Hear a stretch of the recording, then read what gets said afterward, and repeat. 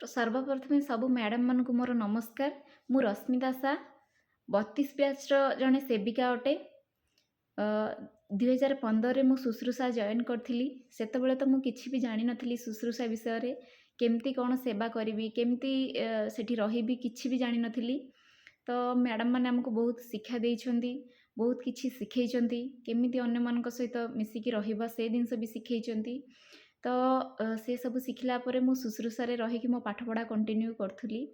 मु जो यूजर घरे आज अच्छी मु घर को 2016 मसीहा आसी। तो फास्ट फास्ट तो मते डर लगुला केमती कौन केमती सेवा करी केमती लोक होइथिबे तांको सहित मु मिसी पारिबी कि नहीं, बहुत सारा मनरे डाउट थिला। किंतु मैडम माने सब बेले कहिसंती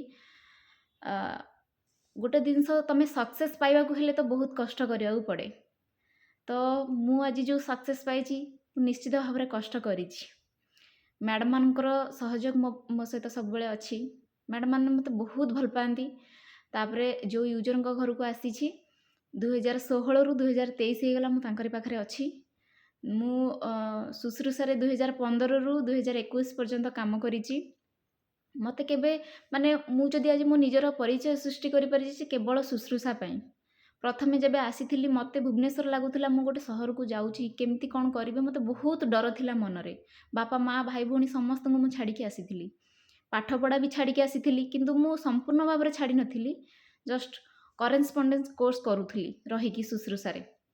तो शुश्रूषा रे जेतले ट्रेनिंग पीरियड हमरो चली एबे तो आम गहन आउ नाहांती से मैडम रमा मैडम से आमको बहुत किछि शिखैछंती। तांको पई सब बेले मो मन रे टिके दुख रही गला। लास्ट मोमेंट रे मु तांको देखा करि पारलिनी किंतु से मते बहुत किछि शिखैथिले। कहले देख तमे एठिकी तम बापा माँ भाई भौणी समस्त को छाड़ी के आसीछ, किछि गोटे भल काम कर ना रख। शुश्रूषा जमती तुमको तम ना रे तुमको जानी पारुथबो कि हाँ ए झीटा शुश्रूषा रे काम करथुला, भल काम करथुला। तो मैडम बहुत किछि शिखैछंती। खाली रमा मैडम नहीं सेठी जेतिकी भी मैडम अच्छंती समस्ते समस्ते चाहती आम शुश्रूषा पिला भल काम करंतु, भल ना करंतु। तो तांको पई आज मो परिचय सृष्टि करि परिछि। जो यूजर घर को आसिली सी मते छाड़ीबा को एबे नाराज। कहले सब किछि पछे छाड़ी दे किंतु तू आम घर छाड़ना। मु सेतिकी सेवा तांको देइछि, सेमानक पाखरु सेतिकी भल पाइबा भी पाइछि, सेमानक पाखरु सेतिकी सपोर्ट भी पाइछि। से सपोर्ट जगुरु मु पाठपढ़ा को कंटिन्यू करिछि। आउ एबे मु उत्कल हॉस्पिटल ले बिलिंग सेक्शन ले जने एम्प्लॉई हिसाब रे काम करुछि।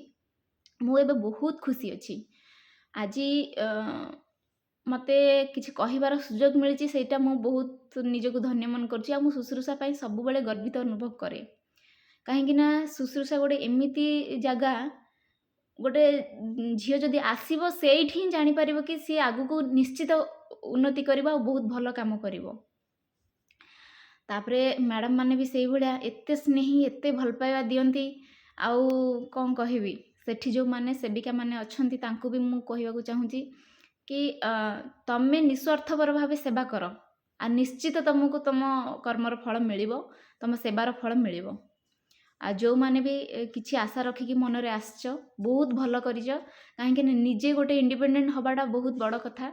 सब बेले मैडम माने हमको गोटे कथा शिखैछंती, सब बेले निजे इंडिपेंडेंट हुओ, कहा ऊपर निर्भर करना, निजे इंडिपेंडेंट हुओ। आज मु हेछि मु बहुत खुशी अछि।